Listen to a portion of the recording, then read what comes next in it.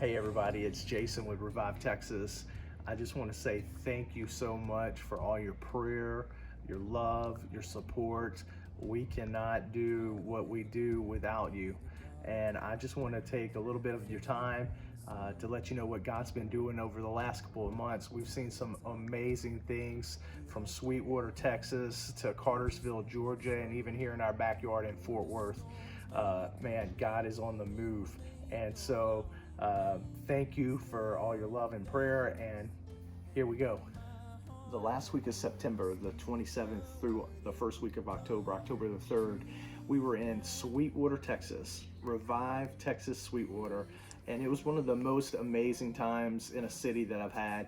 We saw 190 people give their life to Jesus over those 7 days, and we saw 51 of them baptized. We had our ministry's mobile baptism truck come into town, and we got to baptize people outside in parking lots, in the courthouse parking lot.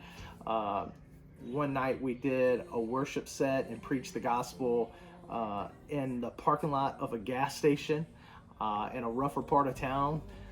Another night we set up, same deal, in an apartment complex.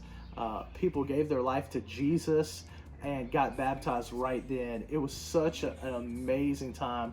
Many of those people got matched up with disciple makers that is going to do life with them for the next few years. And so it is super exciting what God was doing. A couple of amazing testimonies while we were out there. After we left, a local that we know contacted us and said, hey, when we were in that apartment complex, there was a woman there that was in her car listening to what was going on. She never got out of her car.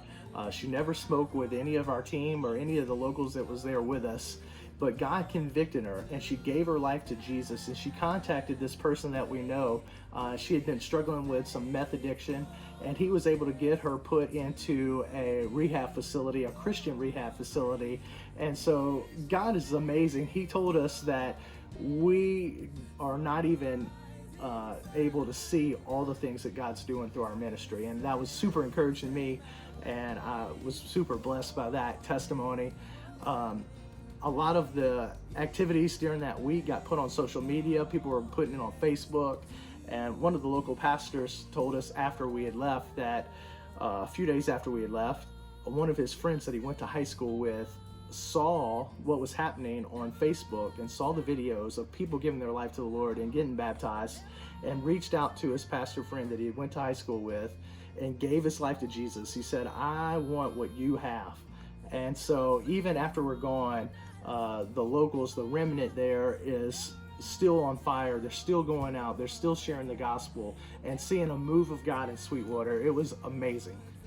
So I want to invite you to come join us. We're going back to Sweetwater for Revive Texas Sweetwater Part 2, if you will, on January the 13th through the 16th.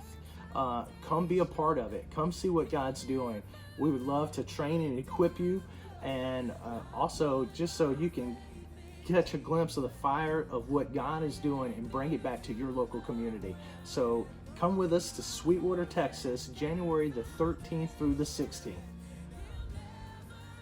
October 17th through the 21st, I had the opportunity to go to Cartersville, Georgia.